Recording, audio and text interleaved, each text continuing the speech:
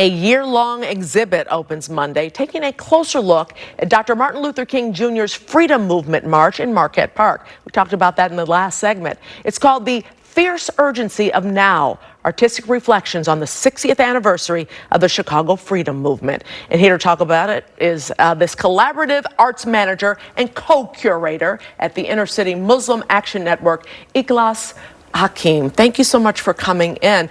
You said this is a year long. I love this, but it ends really cool too. Tell me about it. Yeah, so the intention behind this is commemorating the 60th anniversary since the Chicago Freedom Movement's work in Marquette Park. So this is offering many different opportunities for community members, residents, artists, activists to engage in the material with programming throughout a year. That offers us a really special opportunity to close in reflection next MLK Day. So we've got a year, but Yes. plenty of time to come out and see it.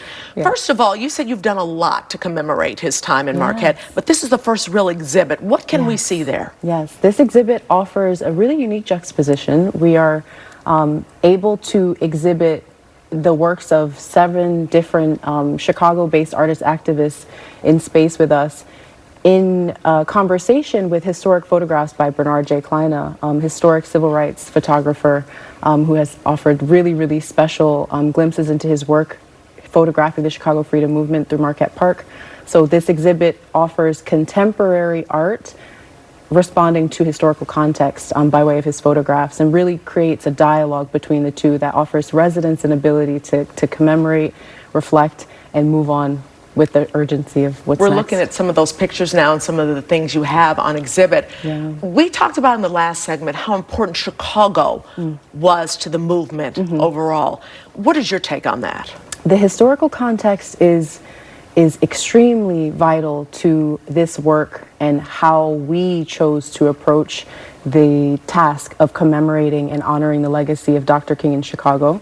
Our work is seen as an opportunity to invite community members and residents of Marquette Park and Chicago Lawn, many of whom are generationally invested in this legacy of housing injustice, systemic violence in these areas, offering them really a way to commemorate and heal as one of the key foundational principles of our work in health, wellness, and healing. This is really a special way to be able to offer that to those around us we share community with. Do you find that people don't know about his work?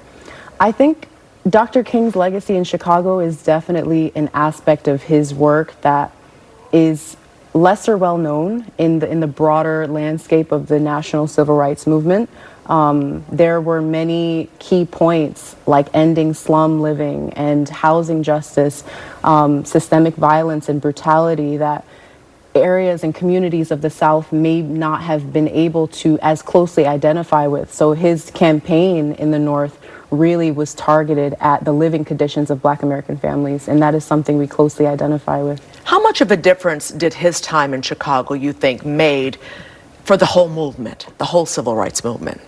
Dr. King's time in Chicago was a moment, a pivotal moment in the direction, I think, of the national civil rights movement in a way that incorporated every Black American family, whether they had origins in the South or they were part of the migration up north, really focusing on the living conditions and how dignity is preserved in those living conditions. And in a place like Chicago that is historically diverse, advocating for Black rights there was critical to the movement. Is that why he picked Chicago, do you think?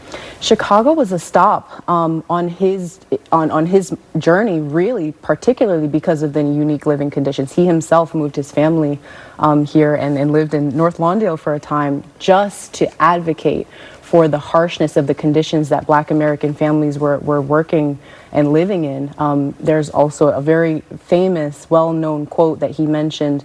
The brutality he experienced in Chicago was unlike any other place he had been. And so I think for this reason, Chicago offers a unique point at which we observe and rectify some of the urgent times that they were living in and how we can address those with our present moment. You talk about rectify. Yeah. Have things been completely, or, have they been rectified? That is a conversation that this exhibit actually poses to offer, a conversation, a dialogue on what has changed in these past 60 years and what hasn't. There are many things that our streets, our communities, and the residents that we directly serve in Chicago Lawn and Marquette Park that we are still wrestling with to this very day. Well, with a black mayor and having had a black president Yes. from Chicago, why aren't things different? Why are they different now? Why aren't they Why different? aren't they different now? One of the challenges we aim to tackle is mobilizing our communities a little bit better. Chicago is a very, very unique place, and in the South Side in particular, the communities that have been systemically disinvested from, we are aiming to reignite the stakes, the issues, the problems that our communities have, and investigating the ways that we can offer better service to those, I think, is a key proponent. And art is a vehicle for that. It's a vehicle for change. It's a vehicle for mobility, and we strongly believe that. Nicholas, thank you for that. Yeah, absolutely. The Fierce Urgency of Now Artistic Reflections on the 60th anniversary of the Chicago Freedom Movement opens Monday, MLK Day, at Imani Fest Studios Gallery. That's at 2755 West 63rd Street. For more details, visit imancentral.org.